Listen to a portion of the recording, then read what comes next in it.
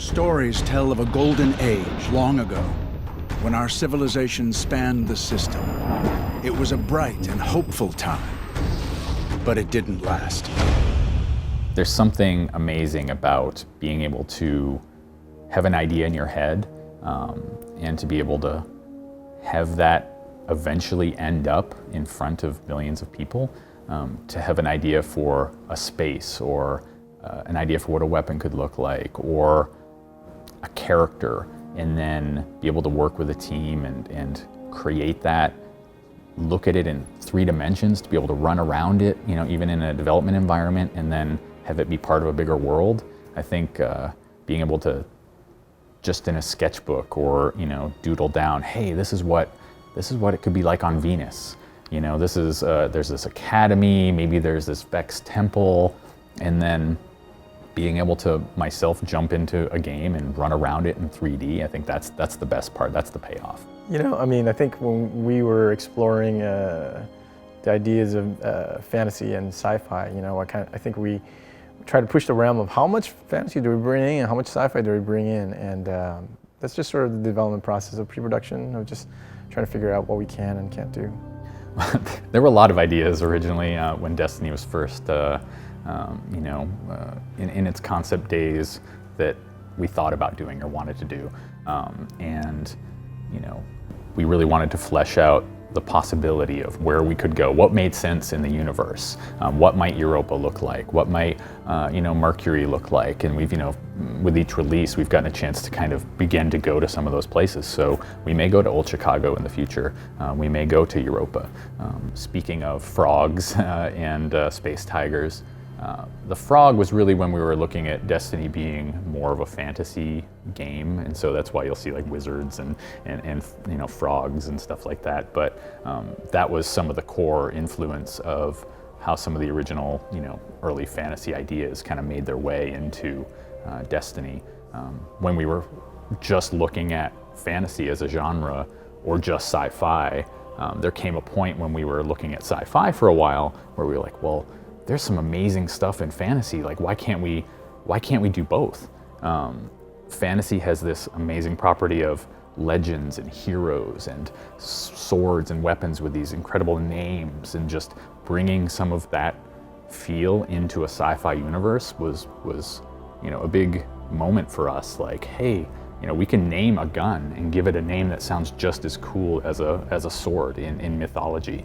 We can make a legend or a hero that existed long ago that did something great and build that into a sci-fi universe, I think.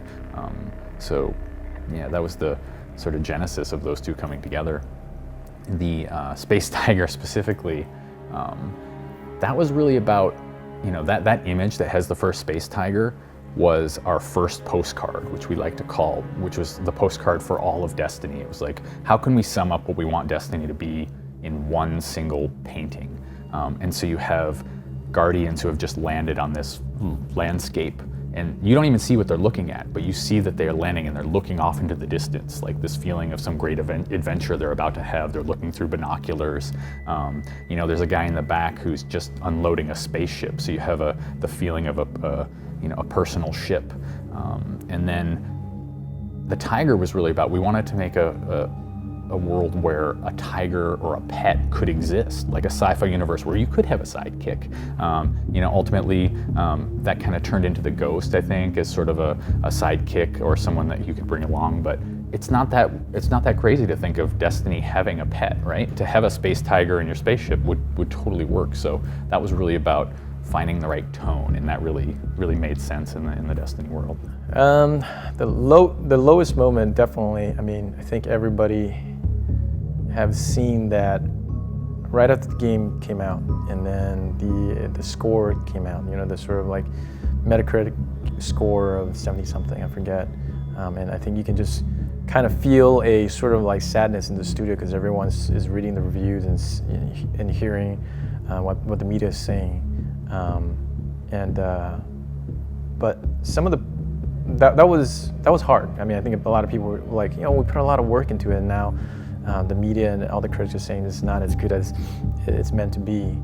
It's an adventure, you know. Every release has its high points. Every release has its low points. You know, I think with everything, anytime you're creating, whether it's a game or a movie or a book, there's moments where you question, is this going to turn out right? Is everyone going to love it?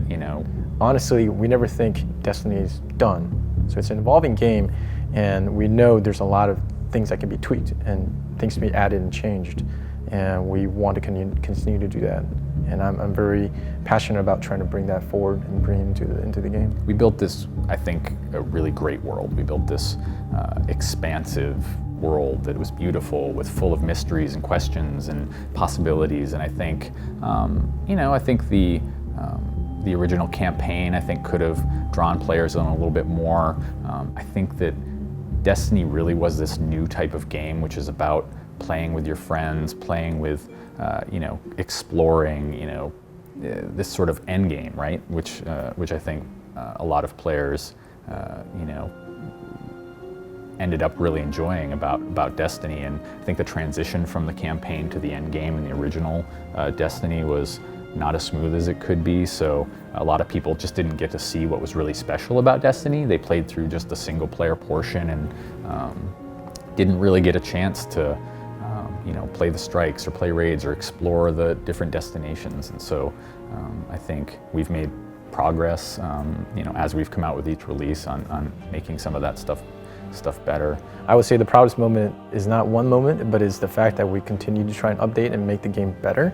And where we're standing right now, I can't be prouder of what Destiny is, because constantly before the game shipped, all these previews and everyone's like, oh, it's like MMO, it's like, WoW plus Halo or something like that. But now I firmly believe we carved a space in the game genre where everyone's, oh, it's Destiny.